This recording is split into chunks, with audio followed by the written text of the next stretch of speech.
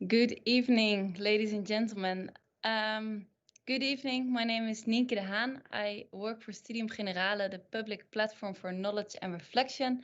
And I'm very happy you're all watching tonight. This is the fourth lecture in a series of 4 in which we look at optimism and pessimism in our current time. And what really struck me when I was preparing this lecture series is how people have such different perspectives on this. Some people look at the world really optimistic, others really pessimistic, and they often seem to use the same data to base their opinions on. So I've got a question for you all, people who are watching, to start off with, and I put it in the chat. So please have a look. I'm very curious what you think about it. The question is, if you look at the world and you think about the last 20 years, what do you think the amount of people, the proportion of the world population living in extreme poverty what has happened to it? Did it double? Did it remain more or less the same? Or did it almost halve? I'm curious what you think. Please put A, B, or C in the chat, and we'll get back to that in a minute. If you look at those statistics, you might think that it's going really well with the world. But what I'm wondering is, what does it mean when we say that the poverty in the world has almost halved? This is the correct answer. And I'm curious to hear some more about it. So what do we actually measure when we say poverty is going down or up? And who decides whether half the world population, whether that's a lot or a little? Our guest tonight is Professor Daniel Mügge. He's a political philosopher from the University of Amsterdam. And he's at the moment living in Berlin for a year. So he's streaming with us tonight all the way from Berlin. And I'm really happy he's here tonight with us to go into this data a bit more in depth. He has been part of a research project the past 6 years called Fickle Formulas, in which he has led a research team studying macroeconomic indicators. And it's very important, I think, to look at those numbers a bit more closely, because the growth of our economy, the unemployment rate, the inflation rate, those are all really critical data when we make policy. And they also decide how we think about our economy. When we look whether our economy is going up or down, whether we make policy. And what he's saying is that these data are less objective than they might seem. And there are also political choices made when making these numbers. I think we're never going to look the same way at data again. I see the answers coming in the chat. That's very nice to see. I want to ask all of you to keep sending your questions and ideas as well in the chat. We're going to discuss them later on. Professor Mügge will now talk for about 45 minutes. And after that, we have the time to all discuss this topic together. So, Daniel, I would like to give you the word, and we'll speak later. Yes, thank you very much, Nienke, and good evening to all of you watching tonight here. December 2020, what a moment to talk about optimism, pessimism, and statistics. I guess that in spite of everything else that has happened in this year already, 2020 will still go into history books as the COVID year. And since March, which already feels a pretty long time ago, all of us have seen our future through the lens of statistics, through the lens of numbers, infection rates, death rates, R values, effectiveness percentages of vaccines, and so on. And staring at those charts and seeing the curves going up and down and up again, so have our hopes and fears gone up and down and up again, and it's still that same way today. Now, I'm not a virologist, I'm a political economist, And this may well be more or less the last thing you will hear from me tonight about the coronavirus. And maybe that's for the better. You've been hearing enough about that already, I guess. But the virus serves a different purpose, as it were. It's an extreme example of how we see the world and how we hope for the world and fear for the world through the lens of statistics. Because those of us who haven't had direct contact with the virus yet are mainly seeing and perceiving it through the numbers that we see in charts, that we see in newspapers, that we see on social media. Now, you could say that in more general terms, we live in a relatively, or actually pretty much statistical world in which we quantify so many things. Health, education, crime statistics, the economy, of course, but also things like the state of our democracy or the happiness of people. So I myself am an expert on economic statistics. So most of what I will tell you tonight has to do with economic statistics. But I think there are broader lessons to be drawn from the ins and outs of what we can, cannot, and should not glean from statistics for the future. So when I say economic statistics, what I mean is what people would call headline indicators. So things like inflation rates, unemployment rates, GDP growth figures, trade figures, these things. So not the very detailed granular data, but the kinds of numbers that you would find in newspapers or in social media tweets or in the evening news. So these are the information snippets that circulate in our public conversation.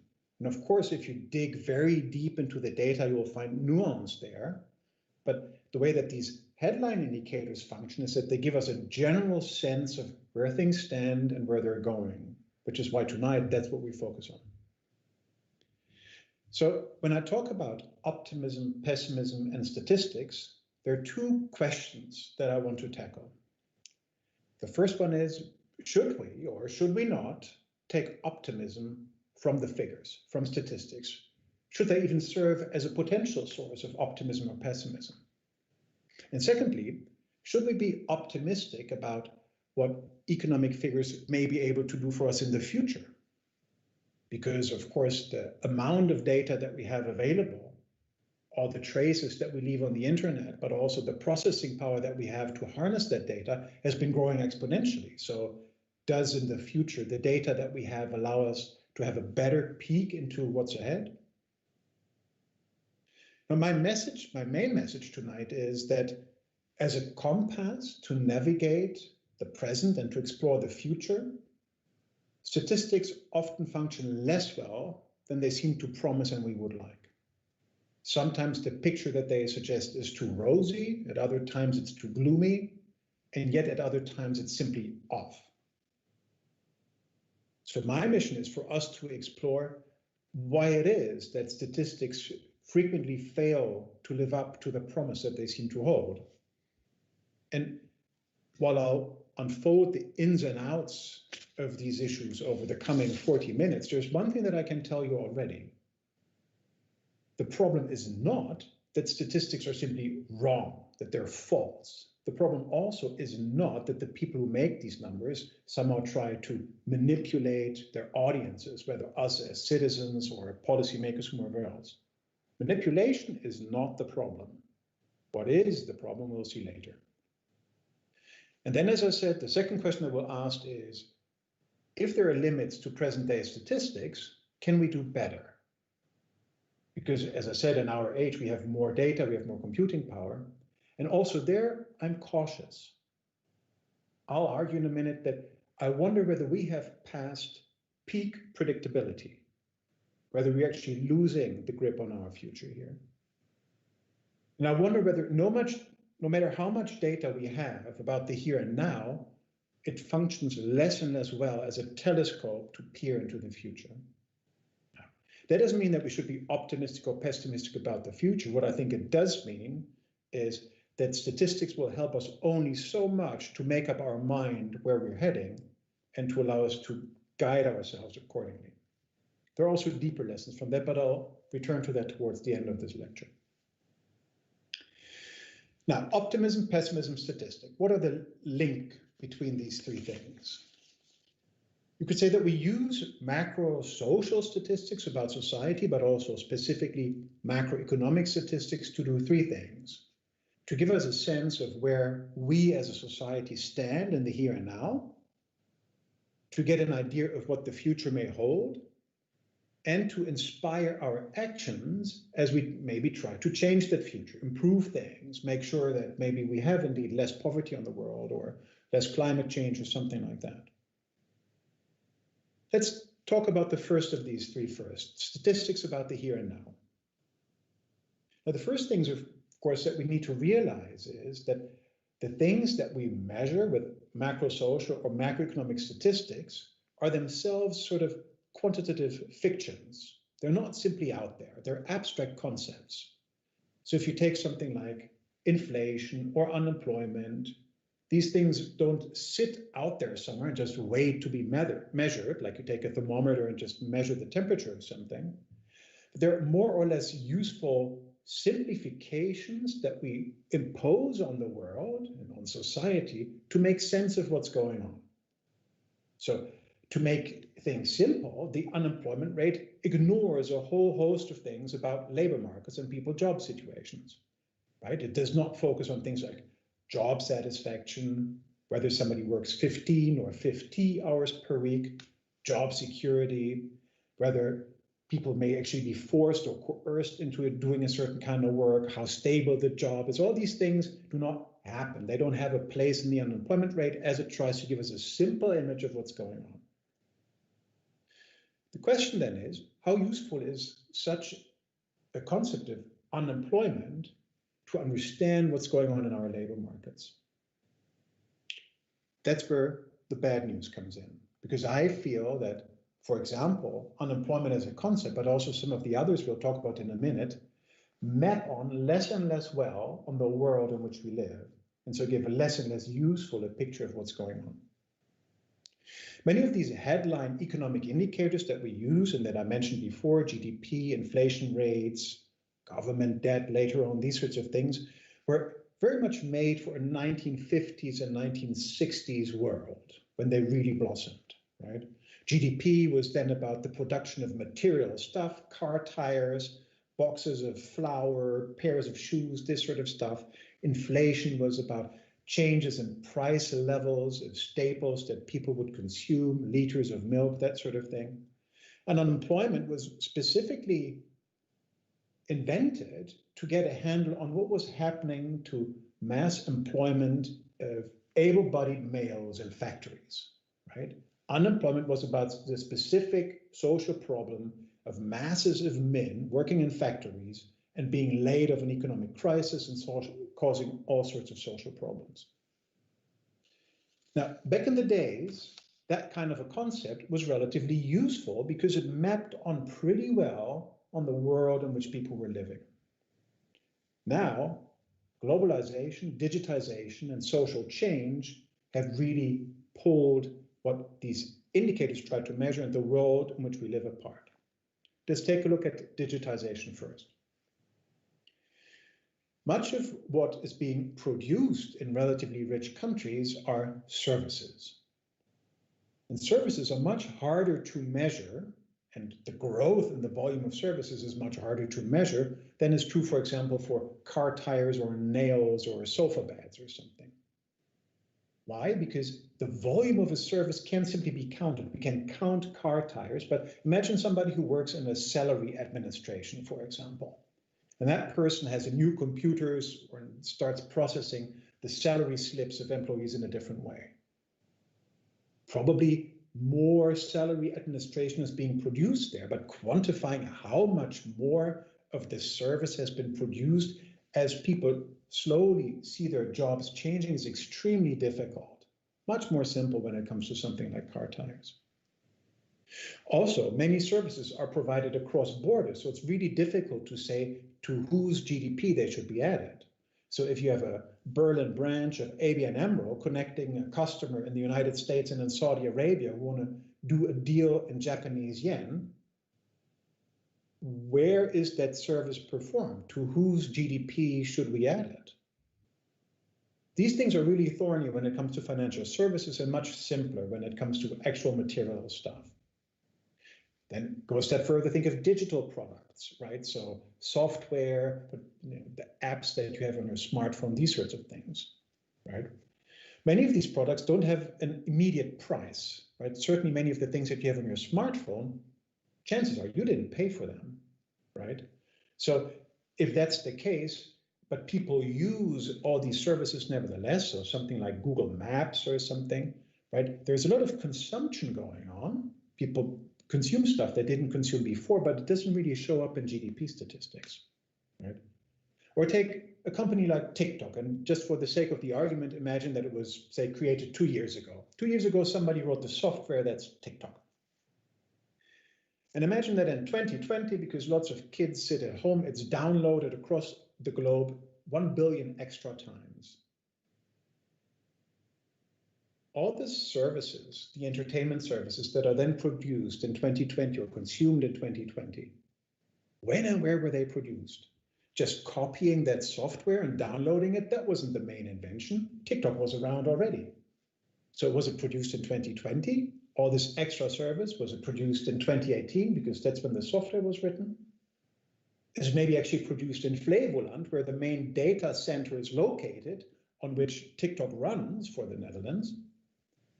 Or is it maybe actually produced by, say, my daughter, who posts TikTok videos now and then, say, all the users who contribute content for free? Where does TikTok production take place, and when did it take place? Really difficult to answer. So if you know an answer to this one, tell the statisticians, because they're looking for one. Then globalization, right? More generally, the increasing cross-border flows of trade have made it very difficult to allocate where something is being made. And that's particularly true if we talk about products that have components that come from all over the world. If country A makes an apple and then sends that to country B, that's still relatively simple. But if I look around me at the webcam that I have here, the computer that stands, or the microphone, many other things around me, they contain components that come from all over the globe. So where was this screen produced? It says it comes from China, but chances are that the actual display that's in there is from South Korea. Maybe the stand was made in Hungary. Where is this display from? Really difficult to allocate. Right? And even countries that are right next to each other, like the Netherlands and Germany, because of all these complicated trade mechanics, can disagree massively about what their bilateral trading relationship is. So when it comes to Dutch-German cross-border trade, on an annual basis during the past 1 to 2 decades, these two countries have disagreed to the tune of 20 to 30 billion euros about what the Dutch trade surplus was with Germany. Now then the third factor was social change. And that's particularly important when we think about how labor markets have changed. Compared to the 1950s world, one of the things that's really striking is, of course, that women have entered the labor force en masse. They were working before, for sure, mostly in the household, but they have entered paid employment. Of course, we also see many more self-employed people, right? We see things like zero-hour contracts. There has been a blossoming gig economy, as people have called it, which blurs the lines between working time and leisure time. We now have much more part-time work, and as I said, different ways of sharing different tasks. What that means is that standard notions of somebody is either employed or is unemployed don't really fit very well onto the very diverse and complex and checkered situations that we see out there in the labor market. A simple thermometer like unemployment will not give us a lot of useful information about what's going on there. The effect is something that you could call a growing measurement experience gap, in the sense that there is a growing rift between what the official figures tell us and the individual experiences that many people have. So they will see numbers in the newspaper, and somehow that doesn't really seem to rhyme with their individual experiences. And to my mind, that partially has something to do with the fact that these indicators were not made for the world in which we now live. Now, it's important again to emphasize that the problem is not that the statisticians are doing a poor job, right? Statisticians appreciate and understand many of these problems. They've written about them a lot, and they don't like them either. but it turns out that they're extremely hard to fix, a point to which we'll return to in a minute. So why do we have these outdated metrics? There's this beautiful image of people who have lost their pair of keys in the night going to search for them under the lamppost where the light is. Not because they think that that's where they lost them, but because that is where they can see something, right? And when it comes to measuring our society and economy, we face a similar problem, because one reason that we focus on the economy is that that's where the light is, and that's where we can get numbers easily. If we want solid statistics, then naturally we focus on things that are relatively easy to count. Money is easy to count. The square meters of an office building, easy to count. Number of car tires, easy to count. Number of employment contracts, easy to count. Happiness, not easy to count. Job security, not easy to count. Value of Google Maps on my smartphone, not at all easy to count. What that means is we have an inbuilt tendency, if we want to measure and solidly quantify these things, in favor of things that are easy to count, and that means in favor of things that have price tags attached to them. So there's an inbuilt economism pulling us back to things that have money attached to them as we try to make sense of the economy and put it into spreadsheets. The second problem that we have is that we're still stuck in thinking of the economy in terms of national containers, if you will, national boxes. So the Dutch economy, the German economy, the Swiss economy, even though globalization means that these things intermesh more and more over time. What that means, for example, is that we have more or less meaningless averages, right? So many macroeconomic figures are averages. Inflation in the Netherlands, on average. Unemployment in the Netherlands. GDP per capita, on average in the Netherlands, so on. Now, and that obscures, if we have these average figures, and I think it obscures for middle-class people like myself in particular, that many of the things that we fear, oh, that's where we could be heading, namely that wealth evaporates, environmental destruction, poor health, poor working conditions, and so on, already exist in our midst in certain strata of society that many of the people who consume these economic statistics may not be part of and may not be very aware of. So to say that on average, the Netherlands is doing pretty okay quickly obscures the fact that there is a significant portion of the population that's not at all doing okay, right?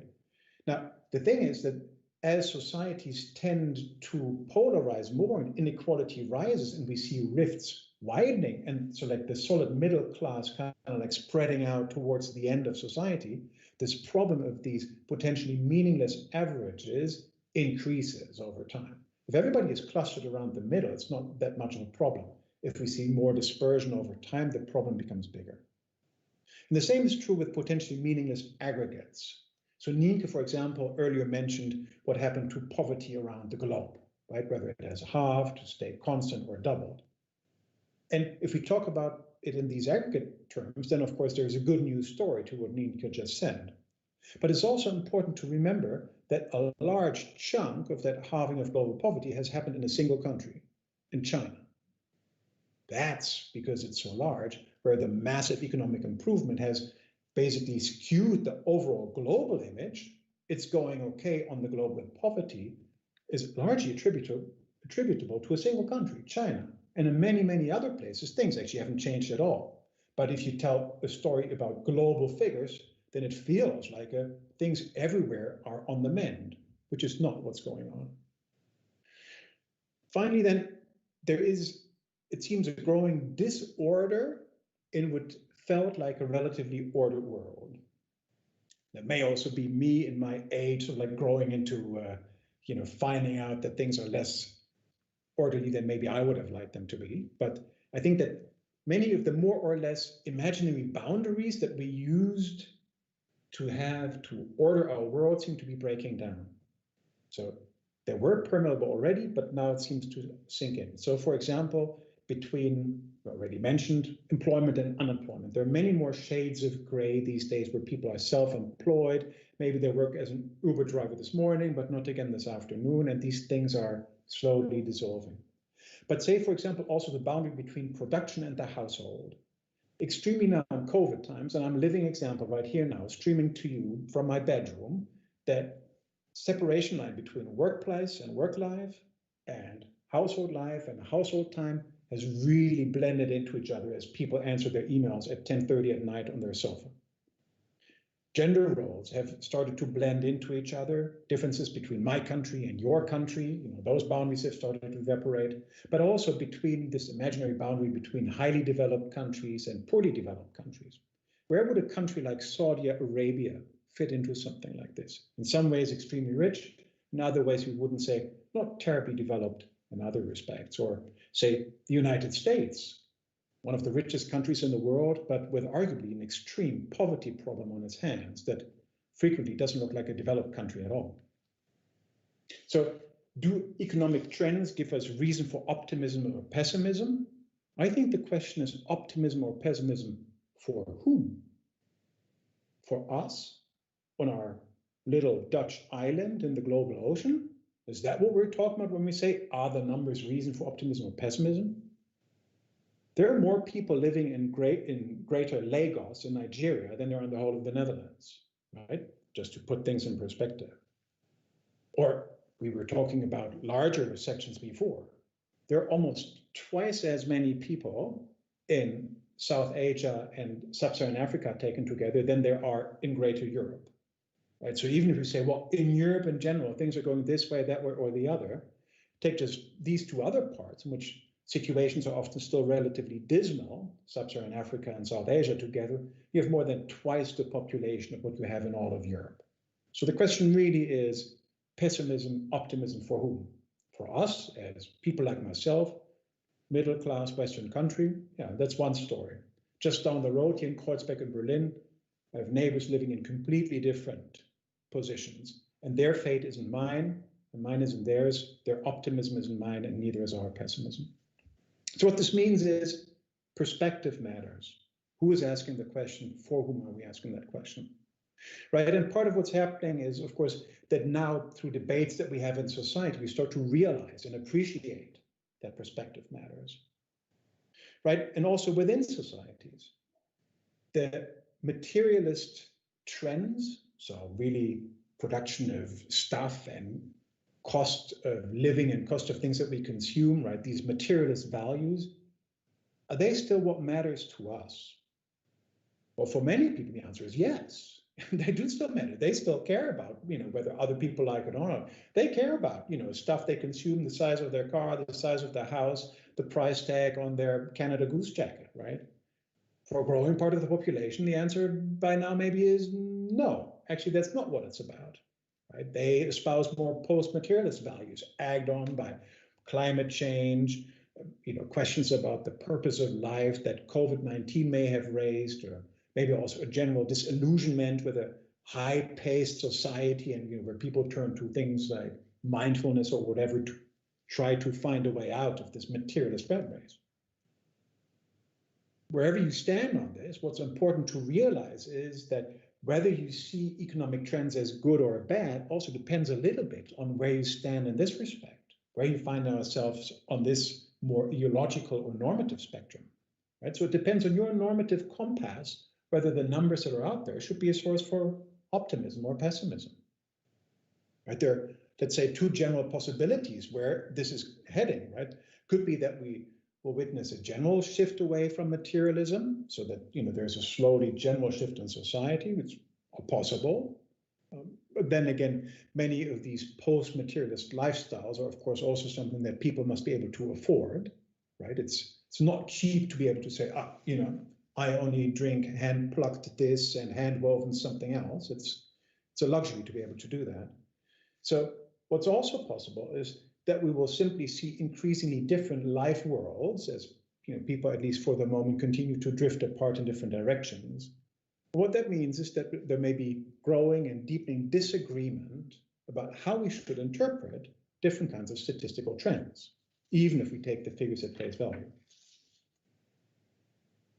In general, it is indeed more true that because numbers never speak for themselves, they always need a story to be put around them such that we can make sense of them.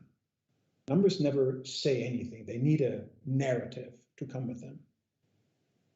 And of course, they also need somebody to tell that narrative, right? Those could be politicians, pundits, people who do a newscast, somebody like me, maybe here in the evening. And if you think back to what we've been witnessing in the United States these past, say, 2-3 months, but maybe also during the past 4 years, we come to realize how fragile this shared reality based on ostensible facts actually is. Something that used to feel pretty natural, that there are numbers out there and that's what the situation is in the United States, as you most certainly know, has been heavily disputed, and there's no longer a consensus at all what the situation is. No matter the numbers still being produced to tell us something about COVID in the United States, unemployment in the United States, whatever else. Right? So what's now also on the line is not only is the number produced well or not, and what's the measurement problem, but the authority of the institutions that make these numbers actually, right? Because normally the numbers are most powerful when the number makers themselves remain invisible. When the number is just out there and somebody in the evening news just says, the number is 5. And everybody goes, oh yeah, 5, whatever it is, inflation, unemployment, doesn't matter. But the moment they say, well, these people say it's 5, but who knows, right? That's when things start to become fragile. There again, as an extreme example, we have the corona crisis, where both the numbers themselves about infection rates, death rates, R values, and all these sorts of things, and also the institutions that produce these numbers have become really contested and politicized in the United States, but also in many other countries in Europe, in the Netherlands, in Germany, and elsewhere. But one striking example of how numbers need a story is the rise of China. Right? The GDP figures of the past 2 decades clearly tell a story of a country that's really on the rise, with really impressive annual GDP increases. And those of us lucky enough to have visited China will be able to have seen what that looks like when a country goes within a few decades from relatively poor to quite impressive economically. But to what degree is that actually a guide to the future? Because we've actually been there before. In the 1980s, there already was the fear that a rising East Asian giant would displace the United States as the leading world economic power. But that wasn't China, that was Japan. Japan had excellent growth rates in the 1980s. And more importantly, it had a story about why it was actually logical that Japan would be the country to displace the United States. It had better organization. People had better discipline. There was better coordination in its economy. There was more devotion to work. Right?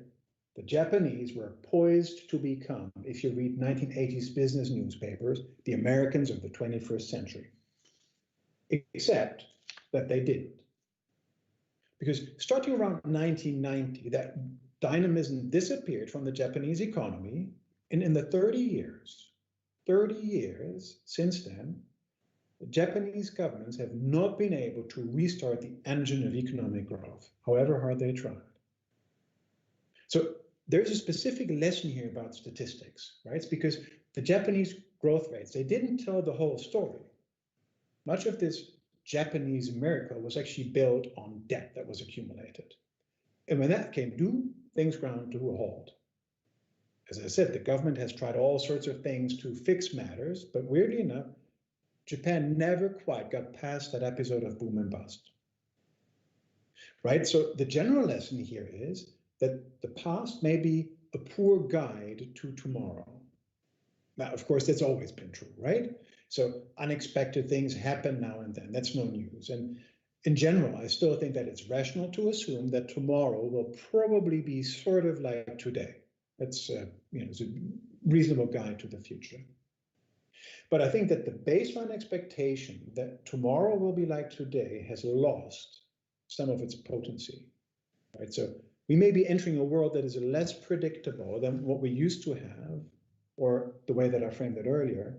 I wonder whether we have passed peak predictability. Now, the climate definitely is less stable than it used to be, for sure. Many ecosystems turn out to be less stable than they used to be, whether it's the Great Barrier Reef, but also many other regions in the world. are changing quickly in a way that they didn't during the past decades or maybe centuries. But it's also true of economic and social dynamics, right? Think of the economy first. We really live in uncharted economic territory. Inflation, super low, close to zero. Interest rates, super low, close to zero. Growth rates, anemic. Already before COVID, people have been talking about sort of like the end of growth in different ways. Real incomes for large segments of the population more or less stagnant. The only economic variable that has really been going up has been inequality. Now, for that kind of a situation, standard economic theory that was about the decades after the Second World War with healthy growth rates and reasonable interest and inflation rates offers no really useful guide, right? And if we peek ahead further into the future, what will automation and the widespread application of artificial intelligence actually mean for labor markets? Politics has also become more unstable, right? Polarization, up. Inequality, up. We mentioned that already.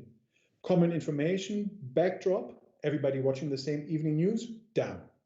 Effect on democracy, very unclear, right? We've just been witnessing, or maybe actually still witness, what's happening in the United States as a potential harbinger of what these things can do. Finally, in terms of global politics, say, where is, for example, the relationship between China and the USA headed, or where are these countries headed? Is Trumpism an outlier or the new normal? I think it's too early to tell. We really don't know. China seems much more stable, but some people see it as an internally mildly authoritarian government, but that's ultimately benign. Other people fear that here is a country that's secretly spreading its tentacles around the world to become a new dominant power, and an oppressive one too. Which one is it? How will it affect us? We really don't know. What this means is that there used to be a world order in terms of how societies were ordered, but also, both internally, but also between each other. And this ordered world meant that, the global politics, democratic politics, economic systems, and politics were somewhat occasionally understood. And within that order, many of the metrics that we had developed to measure it were a relatively useful guide. But I feel that this order has started to disintegrate and is disintegrating further. And so the metrics to capture it have lost some of their potency as guides for what is ahead of us. Right, and that's where the statistics come in. So in spite of the measurement problems, at least conceptually, economic growth used to be a good predictor for a country, where a country was heading, because growth also equaled job creation. Right? So, and if that's the case, then focusing on growth makes sense. But nowadays, things are not that easy anymore, right? So if growth is about how much is produced from one year to the next, then it starts to become tricky if all that additional product is actually coming from machines, right? So higher productivity, efficiency, if there's more and more robots, more and more artificial intelligence producing this extra stuff. Because then the effect on employment all of a sudden is nil. And the only thing that rises inequality is because the robots are making relatively more stuff. It also means that the people who own the robots get relatively more money. Now, how should we interpret these kinds of things, these kinds of trends? Well, some would say that we need to redouble our efforts to grow so that we stay ahead of the machines, as it were. Others would argue that we actually need to go in the opposite direction because that race has been lost already, and think in much more fundamental ways about how we redistribute work and wealth in our societies to prepare ourselves for a stable future. Right? But there's a different story as well. Growth is also supposed to measure how much what we consume changes from one year to the next. And there, as I said earlier, right, within a decade, smartphones have completely changed our lives and our consumption patterns as well. Right? Many of the things we consume in terms of social content, but also navigation systems, music that we listen to, podcasts, blogs, what have you, a universe has opened up of consumption of all sorts of intangible goods that wasn't there before, but that you hardly see reflected in GDP numbers. So yet other people would say that this low economic growth is actually just a chimera, because there is a lot of increase in consumption It's just not reflected in the figures. Now let's get to the final question. If the economism that's sort of built into the metrics that we have is the problem, how optimistic should we be that we can bend the numbers that we use to describe society to our will and make them good guides to the future? So you could ask, could we align these kinds of statistics with post-materialist values? As I said, there is an inbuilt tendency in these statistics for easy to quantify metrics, because metrics that are meaningful but contestable often don't survive political conflict. So for example, when we talk about government debt, one of the problems is that a big chunk of the money that governments owes in the future is pension promises that governments have made. But because these are extremely difficult to translate into here and now debt figures, we tend to ignore them. Right? So pension promises of governments are not included in headline debt figures, not because they don't matter, but because they're hard to capture in a reliable way. Right? Or take something like happiness, which we all care about a lot. Again, that's very difficult to capture and becomes quickly politicized. If we, for example, do a survey at somebody's door, it wouldn't be very difficult to twist the questions that we ask the people living in a house in a way that they come out looking relatively happy on our survey sheet of paper, or actually not so happy. And when these figures then get put together and become the subject of political debate, what quickly happens is that the party in the ideological conflict that doesn't like the results of the survey will just point to it and say that the measurement approach was completely wrong and off. So before you know it, we're no longer talking about the results of the survey, whether we like those or not, but whether the measurement approach was actually the right one or not. That makes these kinds of figures very hard to really anchor in politics. Now, as I said, we ask, can we take optimism or pessimism from the numbers? And should we be optimistic about the potential of numbers to guide us forward? Right? I think I can summarize my points by saying that there are a range of trends that make things really difficult for us. Economies and societies have become more complex. Production and consumption goes beyond the material things that used to dominate our economies. Patterns of order that used to dominate in the second half of the 20th century have started to fray and continue to disintegrate, meaning that current trends are not necessarily instructive for what happens in the future. There are competing interpretations of what the numbers actually mean, and that competition between the interpretations has grown. So there is growing uncertainty about where we should take all this. There's realization that, say, a Dutch middle class perspective on what are the numbers telling us is no longer the natural, obvious one that should be reported in the evening news. And there are stark differences in outlook on the world in general and what we should want from the world. So polarization. What that means is that we need to walk a tightrope on the one hand between fair criticism of the numbers, where we say, I'm not sure whether they're saying what you think they're saying. But on the other hand, we see the other extreme example in the United States, also respect for the people who work hard to put these numbers out there in the first place. And the realization that trust in these numbers is hard to build, but easy to destroy. There has to be room for criticism, but it also needs to be respectful, and in the realization that even though it's not always the case, sometimes numbers are, of course, better than nothing as we try to find our way forward. Right? So my message here is not that statistics are not to be trusted or that there's manipulation out there, but there are inherent limits to them, and the limits may be getting bigger, and that we shouldn't overload statistics by expecting too much from them, setting us up for failure.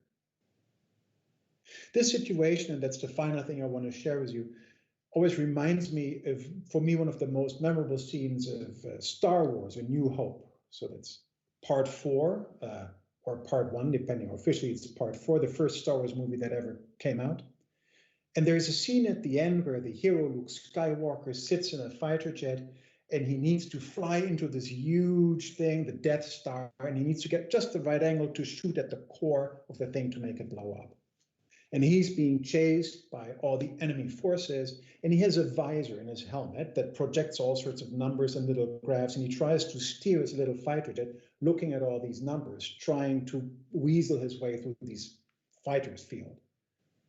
And it doesn't go very well. He finds himself chased and chased more.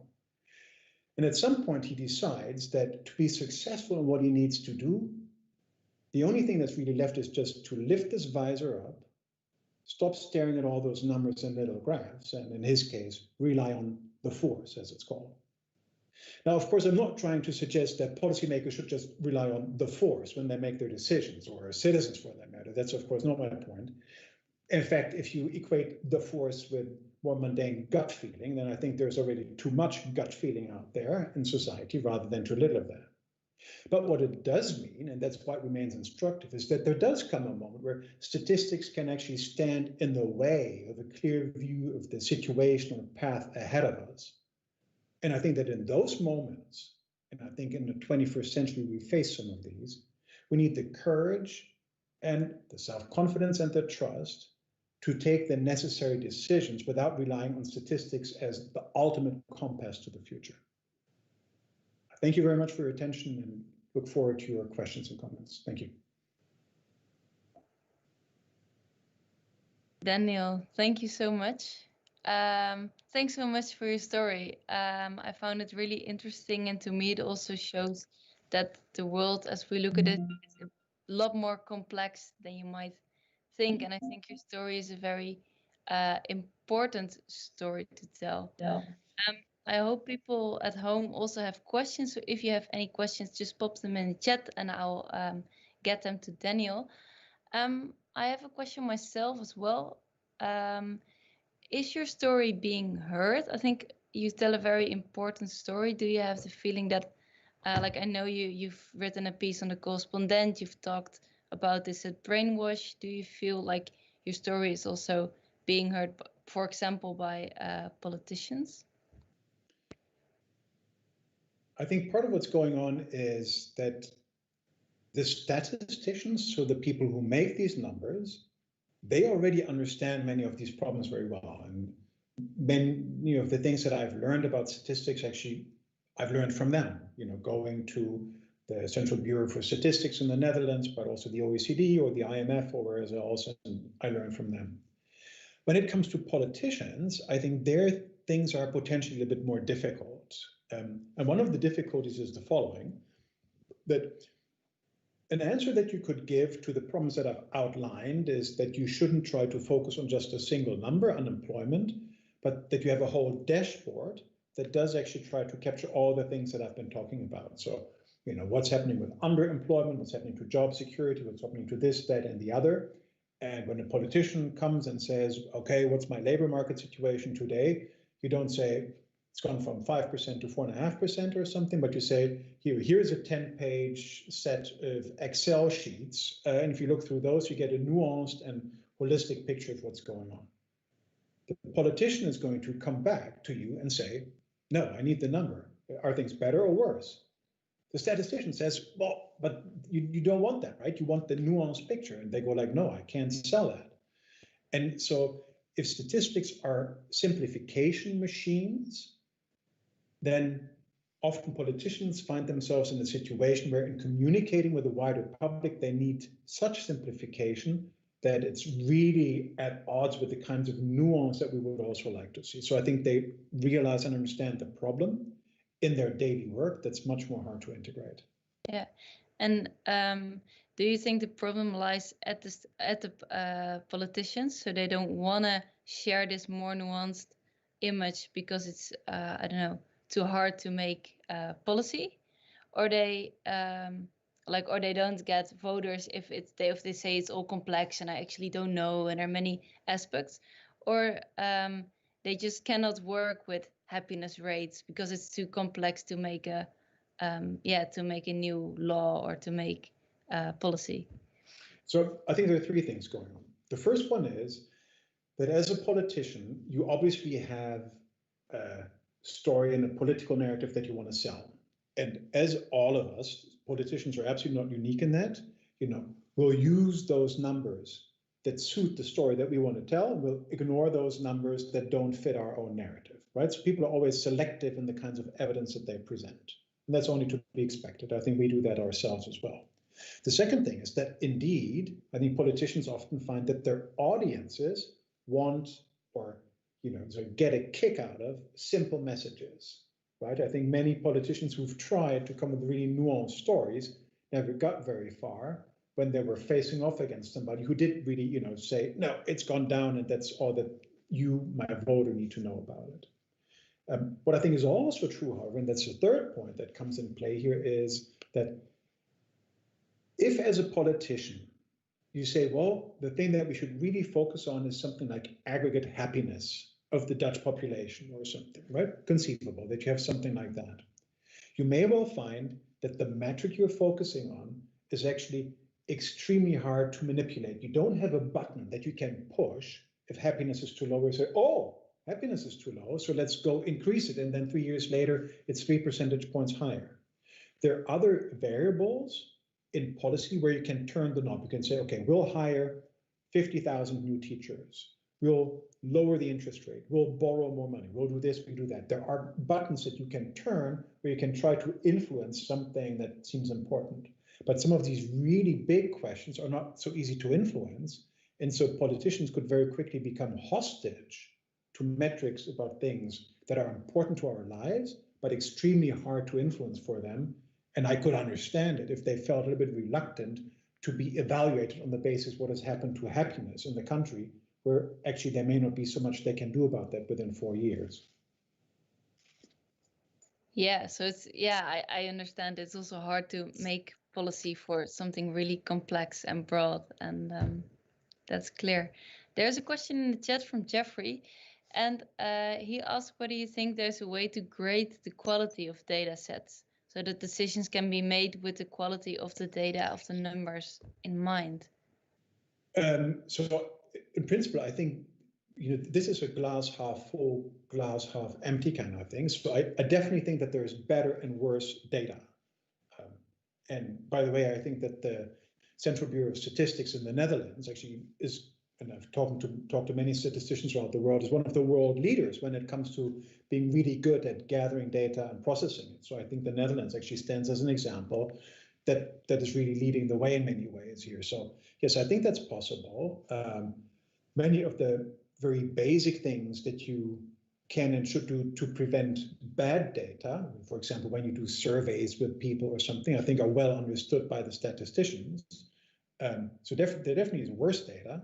I think there tends to be an upper limit, as it were. So like the curve you can get, it's at the beginning, it's very easy to improve the quality of your data by eliminating more or less obvious defects. But then as time goes on, you seem to hit a sort of barrier where you would like to keep going up further, but there are inherent limits to that. So I think there's definitely worse data than what we have.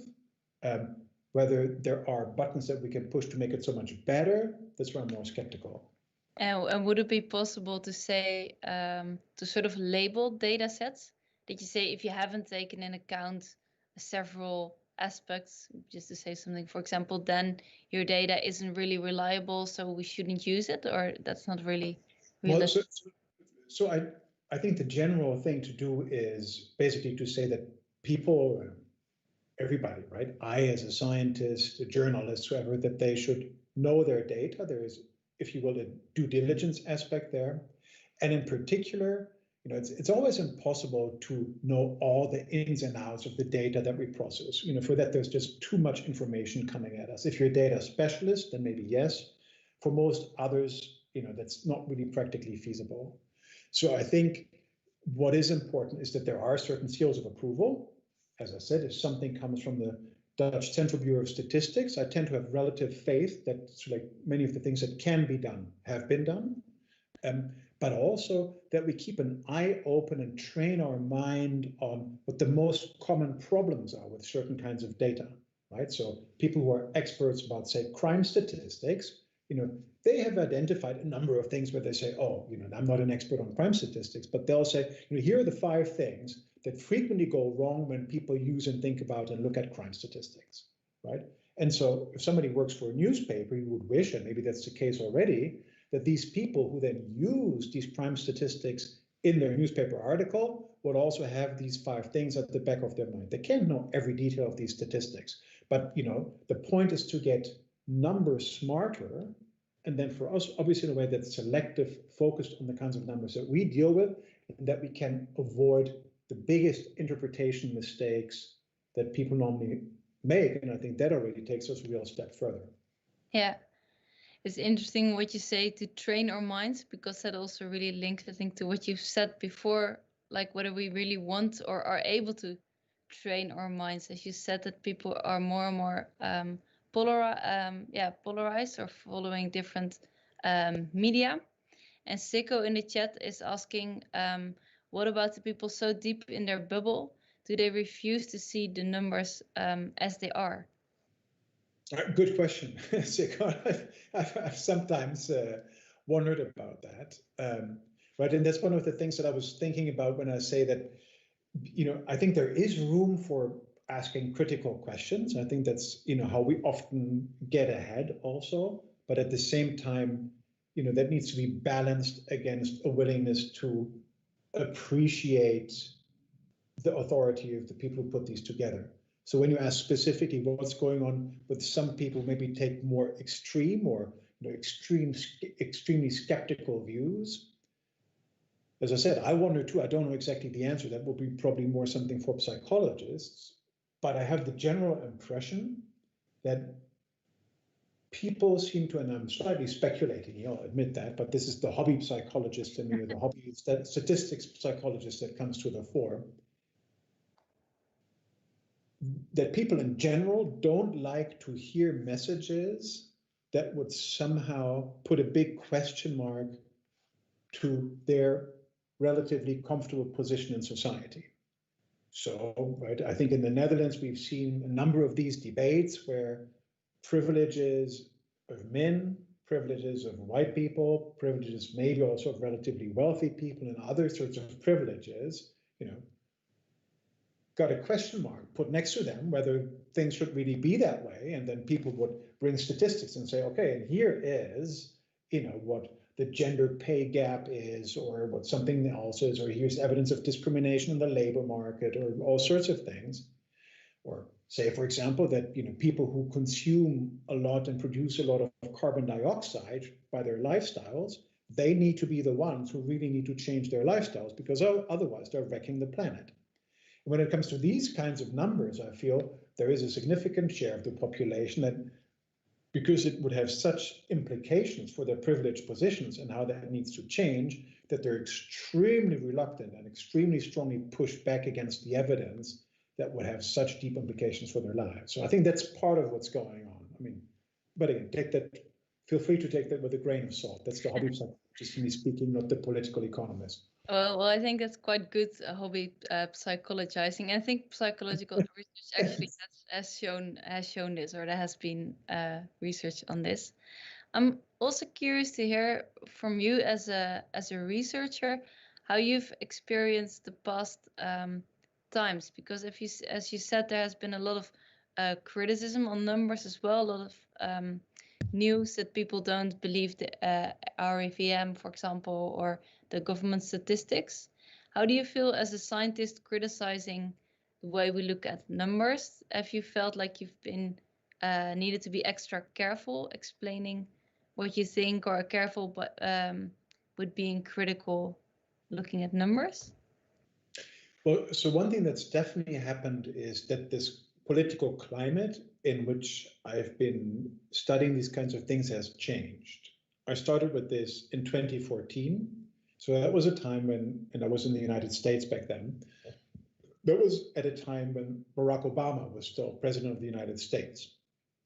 And it still felt that we lived in a relative consensus kind of world, so when I talked about the intellectual and cognitive order, at least to the people who were relative insiders or relatively well off in society, for them, that world was still standing, right?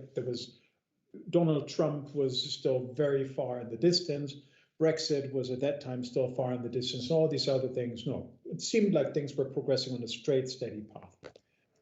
At that time, I felt to be somebody who says, well, maybe some of these things that the numbers tell us, that was a pretty rebellious thing to be saying.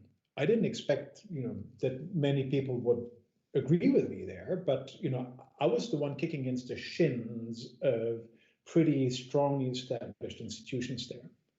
And then 2 years later, we got the vote in favor of Brexit, we got Donald Trump, and we got a whole host of other things that happened since then.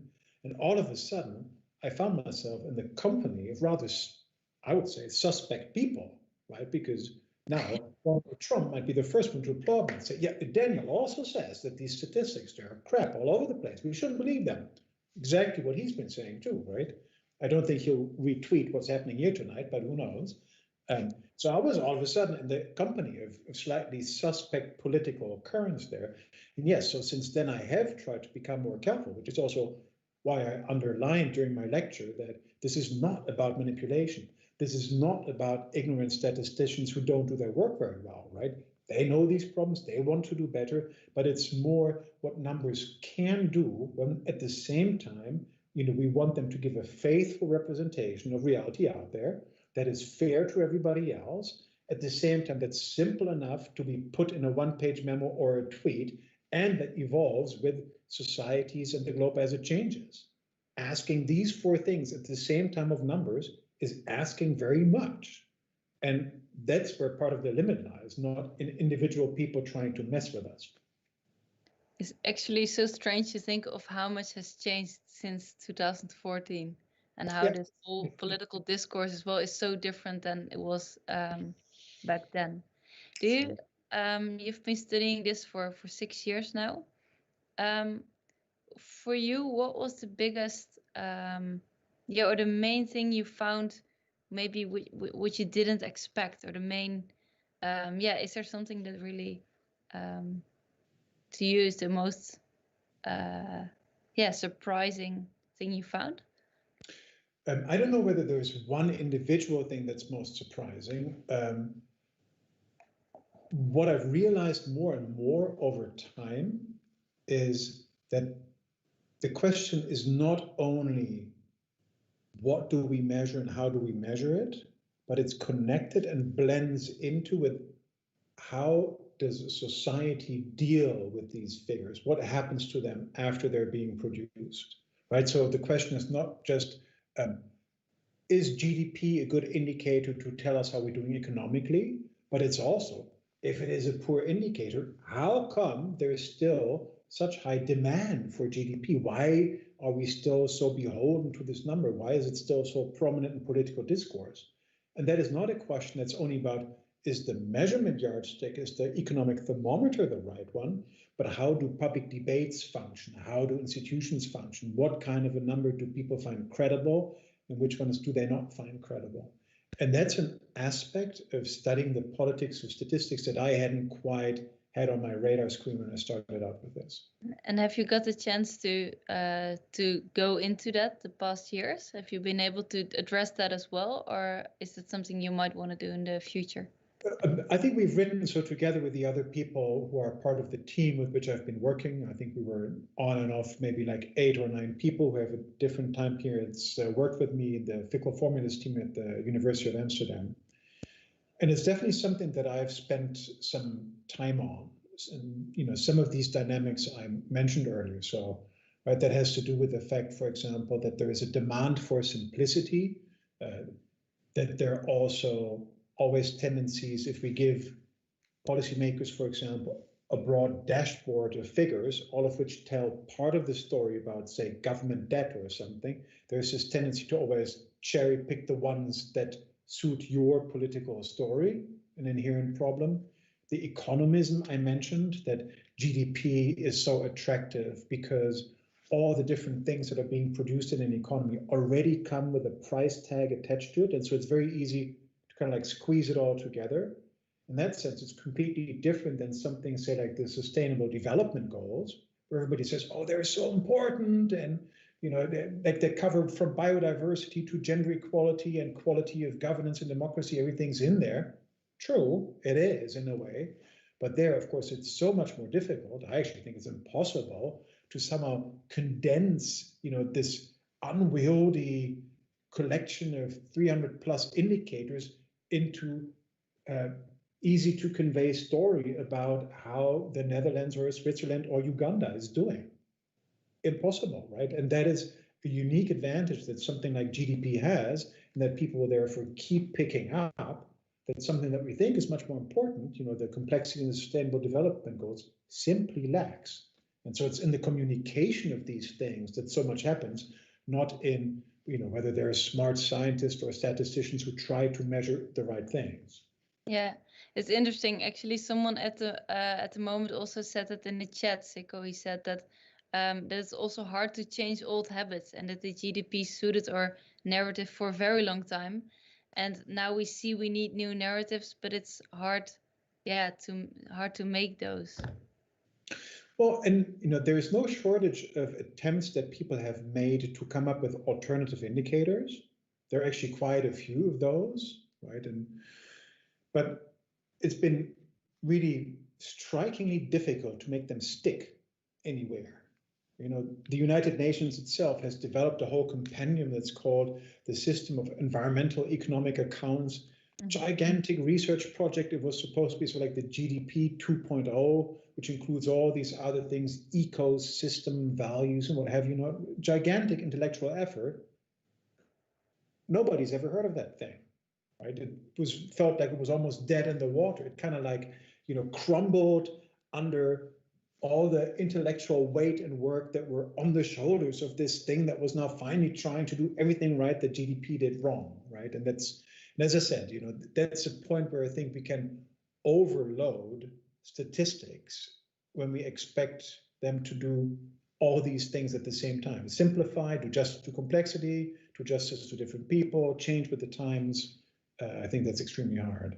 So the problem with that new intellectual idea was that it was too hard. There were too many aspects involved, and it was actually too realistic or too broad. So say, for example, what people will then try to do, that they say, okay, key problem of GDP is that it doesn't take into account environmental destruction. We can emit pollutants into the air for free. Normally we don't have to pay for that. They, try with emission tradings and emission certificates, but in principle it's for free, or to pour something into a river or something. And so what you would want to do is somehow have the wealth of the planet in a way where you could quantify the implicit cost of doing damage to an ecosystem because, I don't know, biodiversity is going down, certain kinds of frogs are disappearing from the Amazon rainforest. But what's the model that puts a useful price tag on a particular species of frog disappearing from the rainforest in Guatemala? Right? Somehow you would want that to be part of the picture, because people say that's terrible that these frogs are disappearing. And I think it's really sad. But quantifying that and putting that in the same equation where you also have something to say about, what happens to the production of car tires and the investment that you make in human capital, as it's called, so educating people, building their minds as future productive resources. Before this thing becomes so unwieldy that it's nigh impossible to somehow bring it all together in one kind of formula. But that's often been the ambition, because people thought that something that was ultimately as elegant and simple as GDP was necessary to replace it. And that doesn't seem to be forthcoming anytime soon. And if it were to do so, there will always be scope for people to say, so you think that frog in Guatemala is really important, so you put a high price tag on it. I think we have that genetic material somewhere in a freezer in our lab, let the frog die, genetic material saved, no problem, no real loss for humanity other than frog lovers.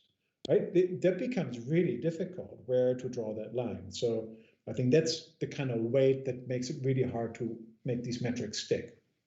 Yeah, so reality is way too hard to put into numbers. And actually, maybe there also lies a risk if we put a price tag to frogs. We can and yeah, maybe then people can also say, well, we don't, it's fine. We take away the frogs, and it suddenly only That's becomes right. about money and about a cost equation. That's right. Yes. I'm curious actually what you're gonna do next, because your project finished, or it is going into 2020. I read something about artificial intelligence, but I'm curious to hear a little bit more about it, and I guess people online would also like to know. Yeah, that's right. Yeah, thanks for asking. It's something that I've been thinking about for a while. So I've been studying these statistics for 6 years, and I felt that I started to reach a point where most of the things that I could add to our conversations about statistics and how they function politically, I had said already. So I reached a little bit of a saturation point, as it were. And I wondered from that point where I felt that I, as a social scientist, could really make a contribution to societal debates. And that also meant for me that I was thinking, but also felt in my heart that I needed a topic that was really worth my time and really important. And two came to mind. The first one was climate change, which seems like a huge challenge in the 21st century. Now, enough people do that already, and it's technically too complex for me. And the other one was policies about artificial intelligence, because I think there is a huge wave of societal and economic transformation about to break over our heads. It's starting already in ways that we don't really see because it's always in the software, right? You can still see a robot in a factory. You don't see artificial intelligence. It's just what starts to pop up in your Spotify playlist suggestions or wherever else, right? It's invisible. So it doesn't feel like it's everywhere already, but it's already in many places and will have huge ramifications. And what interests me as a political scientist, political economist, is how we in Europe, in the Netherlands, in Germany, but also at the European level, will make choices, political choices, as we move into the artificial intelligence future. Who is going to decide which kind of artificial intelligence can be developed, how it can be deployed, how much say do individuals need to have about how, when, and where it can be developed and deployed? How are we going to deal with the massive competition coming from the United States and China? Will we keep their products out of Europe because we feel that they're using artificial intelligence in a way that we're uncomfortable with? There are big questions there for Europe to tackle, and I want to understand better who makes these choices right now and how so. That's interesting. It's interesting to hear how you are sort of doing the same thing. Whereas in the beginning, or in your last project, you looked at the hidden side and the choices surrounding economic data, and you're going to do the same with artificial intelligence. A little bit about the sides we don't see, or the decisions that are being made that maybe we don't think about. Yeah. There's definitely a parallel there. Yes. All right. Well, thanks a lot. I think we finish up here. I've learned a lot. I think the people who are watching have also learned a lot. Normally, this would be the moment we would do a small applause. I can do that all by myself, but that's a little bit sad. Maybe if people who are watching, if you like, put a small response in the chat if you like to talk. Daniel, thank you a lot. I found it very interesting, and I think it was also very good ending of this series of 4. To everybody, all our lectures can be watched on YouTube and also on our website, sg.uu.nl. And in this series, we've also talked with a psychologist on how you can train optimism or optimistic worldview. We've talked with a historian about optimism and pessimism in history and how they've always gone hand in hand. And we've talked with a philosopher who argued that the world is morally improving and actually getting better and better. So if you like to have a look at those lectures as well, feel free. You can also follow us on YouTube, and then you can also watch the videos on our channel. For now, everybody, thanks a lot, and see you next time.